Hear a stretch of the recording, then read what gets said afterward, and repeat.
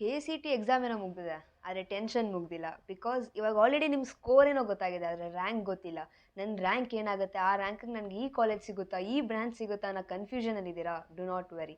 ಆ ಕನ್ಫ್ಯೂಷನ್ನ ಕ್ಲಿಯರ್ ಮಾಡಕ್ಕೆ ಅಂತಾನೆ ಈ ವಿಡಿಯೋ ಮಾಡ್ತಾ ಇರೋದು. ಈ ವಿಡಿಯೋ ಅಲ್ಲಿ ನಿಮ್ಮ KCT ರ್ಯಾಂಕ್ನ ಹೇಗೆ ಕ್ಯಾಲ್ಕುಲೇಟ್ ಮಾಡ್ತಾರೆ ಆ್ಯಂಡ್ ನಿಮ್ಮ ಸ್ಕೋರ್ಗೆ ಒಂದು ಅಪ್ರಾಕ್ಸಿಮೇಷನ್ ನಿಮ್ಮ ರ್ಯಾಂಕ್ ಯಾವ ರೇಂಜಲ್ಲಿ ಇರ್ಬೋದು ಅಂತ ನಾನು ಹೇಳ್ತೀನಿ. This is completely based on previous year trends. But still ನಿಮಗೆ ತುಂಬ ಹೆಲ್ಪ್ ಆಗುತ್ತೆ. ನಿಮ್ಮ ಕನ್ಫ್ಯೂಷನ್ನ ಕ್ಲಿಯರ್ ಮಾಡುತ್ತೆ. ಅದಕ್ಕೋಸ್ಕರ ವೀಡಿಯೋನ ಕೊನೆ ತನಕ ನೋಡಿ. ನಿಮ್ಮ ಕನ್ಫ್ಯೂಷನ್ ಖಂಡಿತವಾಗ್ಲೂ ಕ್ಲಿಯರ್ ಆಗುತ್ತೆ. ಸೊ ವಿಡಿಯೋನ ಸ್ಟಾರ್ಟ್ ಮಾಡೋಕ್ಕೂ ಮುಂಚೆ ಇವಾಗಲೇ ಹೋಗಿ ನೀವು ಕಮೆಂಟ್ ಸೆಕ್ಷನಲ್ಲಿ ನಿಮ್ಮ ಬೋರ್ಡ್ಸ್ ಮಾರ್ಕ್ಸ್ ಅಂದರೆ ಫುಲ್ ಮಾರ್ಕ್ಸ್ ಅಲ್ಲ, ನಿಮ್ಮ PCM ಅಂತ ಏನಿದೆ ಅಂದರೆ ಫಿಸಿಕ್ಸ್ ಕೆಮಿಸ್ಟ್ರಿ ಮ್ಯಾಥ್ಸ್ ಮಾರ್ಕ್ಸ್ನ ಕಮೆಂಟ್ ಮಾಡಿ. ಆ್ಯಂಡ್ ಆಲ್ಸೋ ನಿಮ್ಮದು KCT ಮಾರ್ಕ್ಸ್ ಇರುತ್ತಲ್ಲ, ಔಟ್ ಆಫ್ 60 ಏನು ಬರುತ್ತೀರಾ ಅದನ್ನು ಕೂಡ ಕಮೆಂಟ್ ಮಾಡಿ. ಬಿಕಾಸ್ ಎಲ್ಲರದು ಮಾರ್ಕ್ಸು ನೀವು ನೋಡಿದಾಗ ಈ ವರ್ಷ ನಿಮ್ಮದು ರ್ಯಾಂಕ್ ಟ್ರೆಂಡ್ ಯಾವ ರೀತಿ ಹೋಗ್ಬೋದು ಅಂತ ಒಂದು ಅಪ್ರಾಕ್ಸಿಮೇಷನ್ ಸಿಗುತ್ತೆ.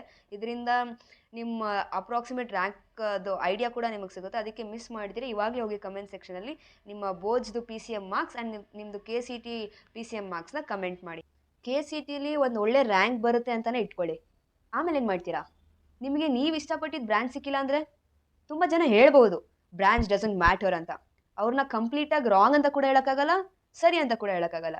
ಯಾಕಂದರೆ ಅವ್ರು ಈ ವಿಷಯದ ಬಗ್ಗೆ ತುಂಬ ಜನ ಮಾತೇ ಆಡೋದಿಲ್ಲ. ಅದೇನಂದರೆ ಆಫ್ಟರ್ 4 ಇಯರ್ಸ್ ಆಫ್ ಇಂಜಿನಿಯರಿಂಗ್ ಅಂದರೆ ನಿಮ್ದು ಇಂಜಿನಿಯರಿಂಗ್ ಮುಗಿಸಿ ನೀವು ಇಂಟರ್ವ್ಯೂಗೆ ಹೋದಾಗ ಅಲ್ಲಿ your branch doesn't matter. What you have build in these 4 years will matter the most. And ನಿಮ್ಮಿಂದ ಮತ್ತೊಬ್ಬ ಬರ್ತಾನೆ, ಅವನು ಗಿಟ್ಹಾಬಲ್ಲಿ 14 AI ಪ್ರಾಜೆಕ್ಟ್ಸ್ನ ಇಟ್ಕೊಂಡು ಬರ್ತಾನೆ. ಅದರಲ್ಲಿ ಆಲ್ರೆಡಿ ಕೆಲವೊಂದನ್ನ ಇಂಡಸ್ಟ್ರಿ ಯೂಸ್ ಮಾಡ್ತಾ ಇರ್ತವೆ. ಇವಾಗ ಇಂಟರ್ವ್ಯೂಯರು ನಿಮ್ಮದು ರೆಸ್ಯೂಮೆ ಕೂಡ ನೋಡ್ತಾನೆ, ಆಮೇಲೆ ಅವ್ರದ್ದು ಕೆಲಸ ಕೂಡ ನೋಡ್ತಾನೆ. ಕೆಲಸ ಅಂದರೆ ಅವ್ರದ್ದು ಏನೇನು ಪ್ರಾಜೆಕ್ಟ್ಸ್ ಆಗಿದೆ ಅದೆಲ್ಲ ಕೂಡ ನೋಡ್ತಾನೆ. ಆಮೇಲೆ ಯಾರನ್ನ ಸೆಲೆಕ್ಟ್ ಮಾಡ್ತಾನೆ ಅಂತ ನಿಮಗೆ ಗೊತ್ತು. ಈ 5 LPA ಮತ್ತು 50 LPA ಮಧ್ಯೆ ಇರೋ ಅಂತರ ನಿಮ್ಮ KCT ರ್ಯಾಂಕಿಂದ ಬರಲ್ಲ. ನೀವು ಈ 4 ವರ್ಷ ಏನು ಸ್ಕಿಲ್ಸ್ ಕಲ್ತಿದ್ದೀರಾ, ಏನು ಪ್ರಾಜೆಕ್ಟ್ ಮಾಡಿದ್ದೀರಾ, ಏನು ಬಿಲ್ಡ್ ಮಾಡಿದ್ದೀರಾ ಅಲ್ಲಿಂದ ಬರುತ್ತೆ. ಆ್ಯಂಡ್ ಈ ಥರ ಸ್ಕಿಲ್ಸ್ನ ಬರೀ ಕೆಲವು ಕಾಲೇಜ್ ಮಾತ್ರ ಹೇಳ್ಕೊಡ್ತಾರೆ. ಅದರಲ್ಲಿ ಒಂದು ಮಿರಾಯ್ ಸ್ಕೂಲ್ ಆಫ್ ಟೆಕ್ನಾಲಜಿ. ಇಲ್ಲಿ ನೀವು ಸೆಮಿಸ್ಟರ್ 1 ಇಂದಾನೆ AI ಜೊತೆ ವರ್ಕ್ ಮಾಡ್ತೀರಾ. And recommendation system, real deployment, hackathon, startup pitchers ಎಲ್ಲನೂ ಕಲಿತೀರಾ. ಆ್ಯಂಡ್ ಇವ್ರು ಮೆಂಟರ್ ಮಾಡಿರೋ ಸ್ಟೂಡೆಂಟ್ಸು ಆಲ್ರೆಡಿ ಮೈಕ್ರೋಸಾಫ್ಟ್ ಮತ್ತು ಗೂಗಲ್ ಅನ್ನೋ ಕಂಪ್ನೀಸಲ್ಲಿ ವರ್ಕ್ ಮಾಡ್ತಿದ್ದಾರೆ. ಆ್ಯಂಡ್ ಇಲ್ಲಿ the complete ecosystem is AI driven ಅಂತ. ಇಲ್ಲಿ ಸೀಟ್ ಸಿಗೋದು ಈಸಿ ಅಲ್ಲ. Only 12% of students get selected because they only want people who really want to build. ಆಯಿತಾ? ನೀವು ಇಂಟರ್ವ್ಯೂಗೆ ಹೋದಾಗ ನಿಮ್ಮ ಹತ್ರ ಈ ಸಲ ಬರೀ ರೆಸ್ಯೂಮೇ ಇರಲ್ಲ, ಲೈವ್ ಪ್ರಾಜೆಕ್ಟ್ಸ್ ಇರುತ್ತೆ. ಚಿಂತೆ ಮಾಡಬೇಡಿ. ಇಲ್ಲಿಗೆ ಎಂಟ್ರಿ ಬಂದು KCT ಅಥವಾ JEE ಮೇನ್ಸಿಂದ ಅಲ್ಲ, it is through Mirai mains. And one more good news ಏನಂದರೆ, ನೀವು ತುಂಬ ಚೆನ್ನಾಗಿ ಸ್ಕೋರ್ ಮಾಡಿದ್ರೆ ಈ ಟೆಸ್ಟಲ್ಲಿ ಯು ವಿಲ್ ಗೆಟ್ ಸ್ಕಾಲರ್ಶಿಪ್ಸ್. ತುಂಬ ಒಳ್ಳೆ ಆಪರ್ಚುನಿಟಿ ಇದು. So do not miss this. Link is in the description. ಇವಾಗಲೇ ಹೋಗಿ ಅಪ್ಲೈ ಮಾಡಿ. The last date to apply is 9th May and test ಬಂದು 10th May ಇರುತ್ತೆ. ಈ ಚಾನ್ಸ್ನ ಮಿಸ್ ಮಾಡ್ಕೋಬೇಡಿ. Link is in the description. ಇವಾಗಲೇ ಹೋಗಿ ಅಪ್ಲೈ ಮಾಡಿ. Because your KCT rank matters, but what you build in this 4 years matters the most. And ಇವಾಗ ನೋಡಬೇಕಂದ್ರೆ KCT ರ್ಯಾಂಕ್ ಹೇಗೆ ಕ್ಯಾಲ್ಕುಲೇಟ್ ಆಗುತ್ತೆ ಅಂತ ನೋಡೋಣ.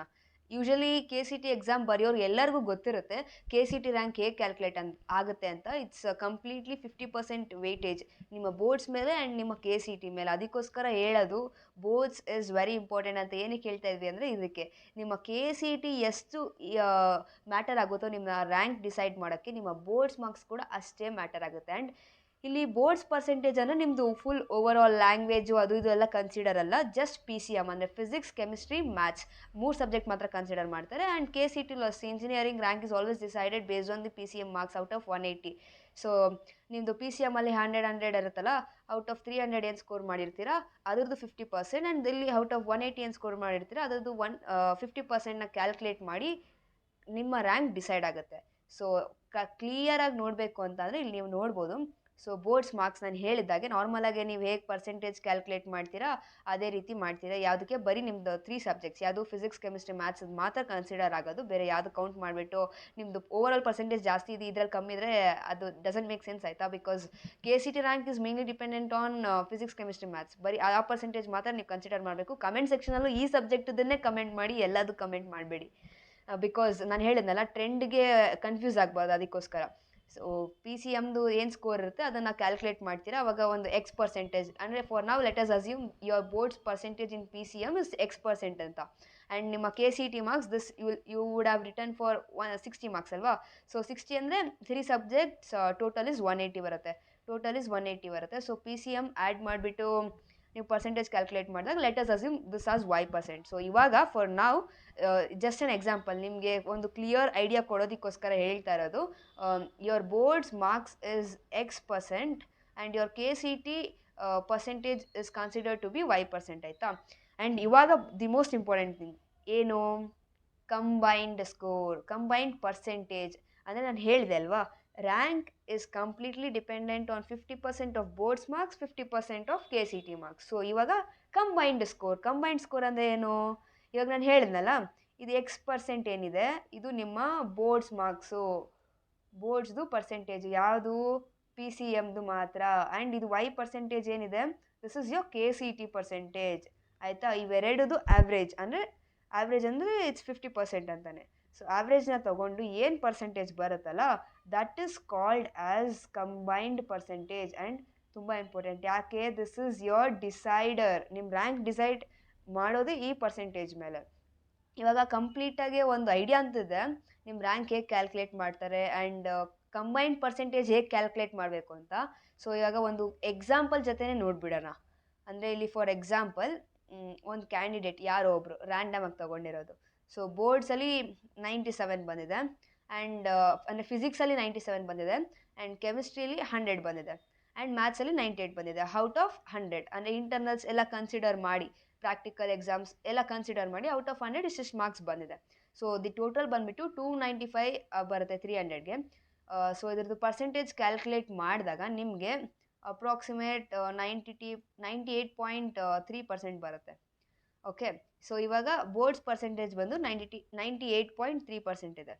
ಇವಾಗ KCTಲಿ ಅದೇ ವ್ಯಕ್ತಿ ಫಿಸಿಕ್ಸಲ್ಲಿ 60ಗೆ 45 ತೆಗ್ದಿದ್ರೆ, ಆ್ಯಂಡ್ ಕೆಮಿಸ್ಟ್ರಿಲಿ 60ಗೆ 50 ತೆಗ್ದಿದ್ದು, ಮ್ಯಾಥ್ಸಲ್ಲಿ 50ಗೆ 40 ತೆಗ್ದಿದ್ರೆ ಟೋಟಲ್ ಬಂದುಬಿಟ್ಟು 135 ಆಗುತ್ತೆ 180ಗೆ.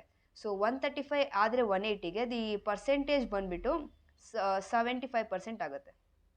ಸೊ ಇವಾಗ ಏನು ಗೊತ್ತಾಯಿತು ನಮಗೆ, ಇಲ್ಲಿ ಬೋರ್ಡ್ಸ್ ಪರ್ಸೆಂಟೇಜ್ ಬಂದು 98.3 ಇದೆ, ಆ್ಯಂಡ್ KCT ಪರ್ಸೆಂಟೇಜ್ ಬಂದುಬಿಟ್ಟು 75% ಇದೆ. ಸೊ ಇವಾಗ ಇವೆರಡೂ ಕಂಬೈನ್ ಮಾಡಿದಾಗ ಇಲ್ಲಿ ಕಂಬೈನ್ ಮಾಡಬೇಕು.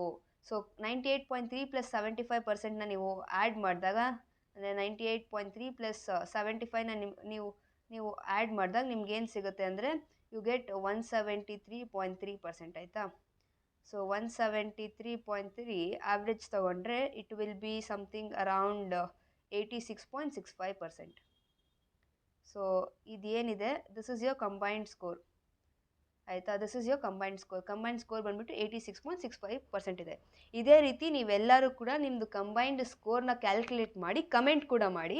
ಅದರಲ್ಲಿ ಏನಾದ್ರು ಮಿಸ್ಟೇಕ್ ಇದ್ದರೆ ಇಲ್ಲ ಡೌಟ್ ಆದರೆ ಹೇಗೆ ಕ್ಯಾಲ್ಕುಲೇಟ್ ಮಾಡಬೇಕಂತ ಕಮೆಂಟ್ ಮಾಡಿ. ಯಾರಾದರೂ ಹೆಲ್ಪ್ ಮಾಡ್ತಾರೆ ಇಲ್ಲ ನಾನೇ ರಿಪ್ಲೈ ಮಾಡ್ತೀನಿ. ಆ್ಯಂಡ್ ಬೇರೆಯವ್ರದ್ದು ಕಂಬೈನ್ಡ್ ಸ್ಕೋರ್ ನೋಡಿದ್ರು ಕೂಡ ನಿಮ್ಗೆ ಇನ್ನೂ ಕ್ಲಿಯರ್ ಐಡಿಯಾ ಸಿಗುತ್ತೆ ಈ ವರ್ಷದ ರ್ಯಾಂಕ್ ಯಾವ ರೀತಿ ಹೋಗ್ಬೋದು ಅಂತ.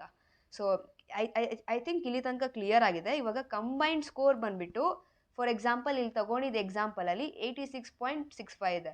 ಸೊ ಈ ಒಂದು ಕಂಬೈನ್ಡ್ ಸ್ಕೋರ್ಗೆ ರ್ಯಾಂಕ್ ಏನಿರ್ಬೋದು ಅಂತ ನೋಡಿದ್ರೆ, ಈ ಒಂದು ಚಾರ್ಟ್ ಏನಿದೆ ಇದು ಪ್ರೀವಿಯಸ್ ಇಯರ್ ಅಂದರೆ 2025 ಡೇಟಾ ಪ್ರಕಾರ ಪ್ರಕಾರ ಇರೋದು. ಸೊ ನಮ್ಗೆ ಇಲ್ಲಿ ಎಕ್ಸಾಂಪಲಲ್ಲಿ ಏನು ಬಂತು, ನಾವು ಇಲ್ಲಿ ನೋಡಿದಾಗೆ ಇಲ್ಲಿ ಎಕ್ಸಾಂಪಲಲ್ಲಿ 86.65% ಇತ್ತು.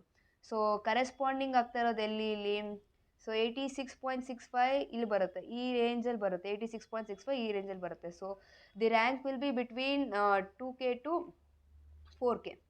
ಸೊ ಯೂಶಲಿ ಲೋವರ್ ಲಿಮಿಟ್ ನೋಡ್ಬಿಟ್ಟು ಖುಷಿ ಪಡಬೇಡಿ, ಇಟ್ಸ್ ಆಲ್ವೇಸ್ ಅನ್ ಅಪ್ರಾಕ್ಸಿಮೇಷನ್, ಆಯಿತಾ. ಸೊ ನೀವು ಒಂದು ತಲೆಯಲ್ಲಿ ಫಿಕ್ಸ್ ಮಾಡ್ಕೊಂಡಿರಲಿ, ನಿಮ್ಮದು ರ್ಯಾಂಕ್ ಬಂದುಬಿಟ್ಟು ಅಪ್ಪರ್ ಲಿಮಿಟಲ್ಲೇ ಇರುತ್ತೆ. ಅಪ್ಪರ್ ಲಿಮಿಟನ್ನೇ ಕನ್ಸಿಡರ್ ಮಾಡಿ, ಆಯಿತಾ. ಲೋವರ್ ಲಿಮಿಟ್ ಐ ನೋ ತುಂಬ ಪೇಪರ್ ತುಂಬ ಕಷ್ಟ ಇದ್ದರೆ ಮಾತ್ರ ಈ ಥರ ಆಗುತ್ತೆ, ಇಲ್ಲಾಂದರೆ ಆ್ಯಕ್ಚುಲಿ ಈ ಅಪ್ಪರ್ ಲಿಮಿಟ್ ಏನಿದೆ ಅಲ್ಲ ಇದಕ್ಕಿಂತ ಜಾಸ್ತಿನೇ ಆಗುತ್ತೆ. Because rank inflation year by year ಜಾಸ್ತಿ ಆಗುತ್ತೆ ಹೊರತು ಯಾವತ್ತೂ ಕಡಿಮೆ ಆಗಲ್ಲ. ಅದಕ್ಕೋಸ್ಕರ ಹೇಳ್ತಾ ಇದ್ದೀನಿ. ಸುಮ್ಮನೆ ನೀವು ಇದನ್ನು ತಲೆಯಲ್ಲಿ ಇಟ್ಕೊಂಡು ಆಮೇಲೆ ರಿಸಲ್ಟ್ ಬಂದ ಮೇಲೆ ಡಿಸಪಾಯಿಂಟ್ ಆಗೋದೆಲ್ಲ ಬೇಡ. So let us be prepared for the higher rank only, ಆಯಿತಾ. 4000 ಅಂತಲೇ ಕನ್ಸಿಡರ್ ಮಾಡೋಣ. ಅಂದರೆ ನಾನು ತೊಗೊಂಡಿದ್ದ ಎಕ್ಸಾಂಪಲ್ಗೆ the rank will be around 2 to 4K.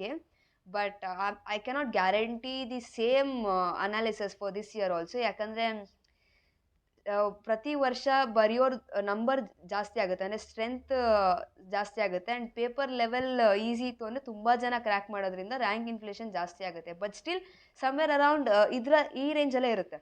ಒಂದೊಂದ್ಸಲಿ ತುಂಬ ಇನ್ಫ್ಲೇಟ್ ಆಗೋಗುತ್ತೆ, ಹೇಳೋಕ್ಕಾಗಲ್ಲ. But still based on 2025 data ಇದು ಕರೆಕ್ಟಾಗಿದೆ. ಸೊ ನೀವು ಇದನ್ನು ನಂಬೋದು ಸದ್ಯಕ್ಕೆ. ಈ ಒಂದು ಐಡಿಯಾನ ಇಟ್ಕೊಂಡು ನೀವು ನಿಮ್ಮ ಕಾಲೇಜು ಬ್ರ್ಯಾಂಚು ಆಪ್ಷನ್ ಎಂಟ್ರಿಗೆ ಪ್ರಿಪೇರ್ ಆಗಿ ಕೂಡ ಆಗ್ಬೋದು. ಆ್ಯಂಡ್ ಡು ನಾಟ್ ವರಿ, ಈ ಆಪ್ಷನ್ ಎಂಟ್ರಿ ಅಂದರೆ ಏನು, ಕೌನ್ಸ್ಲಿಂಗ್ ಅಂದರೆ ಏನು ಅಂತೆಲ್ಲ ನಿಮ್ಮ ತಲೆ ಕೆಡಿಸ್ಕೋಬೇಡಿ. ಇವಾಗ ತಾನೇ ಎಕ್ಸಾಮ್ ಮುಗ್ದಿದೆ. ಸೊ ಚಿಲ್, ನಾನು ಹೇಳ್ತೀನಿ ಸ್ವಲ್ಪ ಚಿಲ್ ಮಾಡಿ. ಯಾಕಂದರೆ 2 ವರ್ಷದಿಂದ ಕಷ್ಟಪಟ್ಟಿದ್ದೀರಾ, ಎಲ್ಲ ಎಕ್ಸಾಮ್ಸ್ ಎಲ್ಲ ಆಗಿದೆ ಅಲ್ಲ. ಸೊ ಡು ನಾಟ್ ವರಿ, ಆರಾಮಾಗಿ ರೆಸ್ಟ್ ಮಾಡಿ. ನೆಕ್ಸ್ಟು ನೀವೇನು ಟೆನ್ಷನ್ನೇ ಮಾಡ್ಕೊಳಂಗಿಲ್ಲ. Next video rank versus college. ಇವಾಗ ಏನಾಯಿತು, ಸ್ಕೋರ್ ವರ್ಸಸ್ ರ್ಯಾಂಕ್ ಆಯಿತು. ನಿಮ್ಮ ಸ್ಕೋರ್ ಮೇಲೆ ನಿಮ್ಮದು ರ್ಯಾಂಕ್ ಎಷ್ಟಿರುತ್ತೆ ಅಂತ ಹೇಳಾಯಿತು. ಸೊ ನೆಕ್ಸ್ಟು ನಿಮ್ಮ ರ್ಯಾಂಕ್ ಮೇಲೆ ಯಾವ ಕಾಲೇಜ್ ಸಿಗ್ಬೋದು, ಅಂದರೆ ದಿ ಬೆಸ್ಟ್ ಕಾಲೇಜ್ ಯಾವ್ದು ನಿಮ್ದಾಗ್ಬೋದು ಅನ್ನೋದ್ರ ಬಗ್ಗೆ ಹೇಳ್ತೀನಿ. ಆ್ಯಂಡ್ ಅಷ್ಟೇ ಅಲ್ಲ, next counselling, the very complicated but still very simple. ಅರ್ಥ ಆಗಿಲ್ಲ ಅಂದರೆ ಕಾಂಪ್ಲಿಕೇಟೆಡ್, ಕರೆಕ್ಟಾಗಿ ಫಾಲೋ ಮಾಡಿಲ್ಲ ಅಂದ್ರೂ ಕಾಂಪ್ಲಿಕೇಟೆಡ್. ಸೊ ಅದನ್ನೆಲ್ಲ ಸಿಂಪಲ್ ಮಾಡೋದಕ್ಕೋಸ್ಕರ. ಆ್ಯಂಡ್ ನಿಮಗೆ ದಿ ಬೆಸ್ಟ್ ಕಾಲೇಜ್ ಯಾವ್ದು ಸಿಗ್ಬೋದು, ಯಾವ್ದು ಹಾಕ್ಬೋದು ನೀವು ಆಪ್ಷನ್ ಎಂಟ್ರಿಗೆ. ಆಮೇಲೆ ನಿಮ್ಮ ಕೋರ್ಸ್ ಸೆಲೆಕ್ಷನ್, ನಿಮಗೆ ಜಾಸ್ತಿ ರ್ಯಾಂಕ್ ಬಂದಿದ್ರೂ ಕೂಡ ನೀವು ಒಳ್ಳೆ ಕೋರ್ಸ್ನ ತಗೊಳ್ಳೋದಕ್ಕೆ ಯಾವ ರೀತಿ ಆಪ್ಷನ್ ಎಂಟ್ರಿ ಮಾಡಬೇಕು ಎಲ್ಲದೂ ವಿಡಿಯೋ ಬರುತ್ತೆ. ಅದೆಲ್ಲ ನಿಮಗೆ ಮಿಸ್ ಆಗಬಾರ್ದು ಅಂದರೆ ಸಬ್ಸ್ಕ್ರೈಬ್ ಮಾಡಬೇಕು. ಎಕ್ಸಾಮ್ ಆಗಿದ ತಕ್ಷಣ ಅನ್ಸಬ್ಸ್ಕ್ರೈಬ್ ಮಾಡಿಬಿಟ್ರೆ ಇದೆಲ್ಲ ಮಿಸ್ ಆಗೋಗುತ್ತೆ. ಅದಕ್ಕೋಸ್ಕರ ಹೇಳ್ತಾ ಇದ್ದೀನಿ, ಅಟ್ಲೀಸ್ಟ್ ನೀವು ಕಾಲೇಜ್ ಸೇರೋ ತನಕ ಚಾನಲ್ನ ಸಬ್ಸ್ಕ್ರೈಬ್ ಮಾಡಿಟ್ಕೊಳ್ಳಿ, ನಿಮಗೆ ಹೆಲ್ಪ್ ಆಗೋದು. ಡು ನಾಟ್ ವೆರಿ, ಏನೇ ಕನ್ಫ್ಯೂಷನ್ ಇದ್ದರೂ ಕಮೆಂಟ್ ಮಾಡಿ, I will be there to help you guys.